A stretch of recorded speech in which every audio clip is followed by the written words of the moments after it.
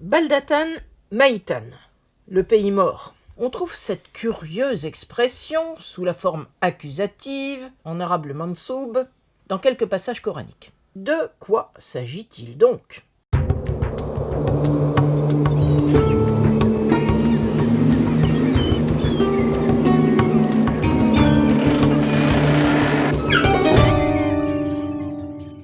Quand on lit le Coran, il ne faut pas se fier à l'arabe moderne, qui peut conduire sur une fausse piste. Autrement dit, qui fait sortir de la voie droite, comme on l'a déjà vu avec Sirat. Mais cette fois-ci, il s'agit de la voie de la compréhension. Il est essentiel de revenir au contexte et plus précisément de se représenter le terrain réel sur lequel ont vécu les hommes du 7e siècle en Arabie occidentale entre les cités de la Mecque et de Médine. Il faut se souvenir que la Mecque n'était pas une oasis et qu'il n'y avait donc aucune production agricole sur place. Au contraire de Médine, qui était une grande oasis prospère et grande productrice agricole. Les deux cités étaient éloignées d'une dizaine de jours de marche au pas des chameaux.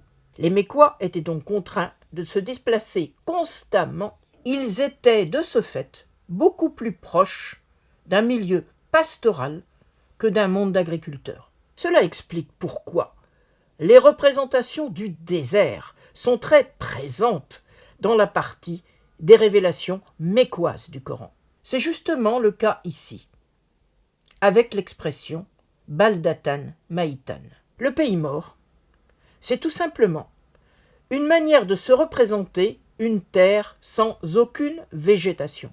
C'est sur cette terre que va s'appliquer l'action divine de retour à la vie, comme tu le vois dans Coran 25, 48 et 49. Ton Seigneur est celui qui a envoyé les vents comme annonciateurs de sa bienveillance. Et nous avons fait descendre du ciel une eau pure pour faire vivre un pays mort. Nous en avons abreuvé abondamment ce que nous avons créé, les bêtes de troupeau et les hommes. C'est à partir de cette image très évocatrice que personne ne saurait contester dans le contexte de l'Arabie aride que le Coran introduit la thématique de la résurrection, comme dans Coran 43, 11, où il est dit « Le puissant et le tout-sachant, c'est celui qui a fait descendre du ciel une eau mesurée, et grâce à elle, nous avons redonné vie à un pays mort, c'est ainsi que vous serez sortis. » Cette expression caractéristique renvoie à la sortie des tombes au moment du jugement dernier. C'est avec cette analogie, à partir d'un terrain réel, que le Coran cherche à convaincre les hommes des tribus qui ne croyaient pas à la résurrection. À très bientôt.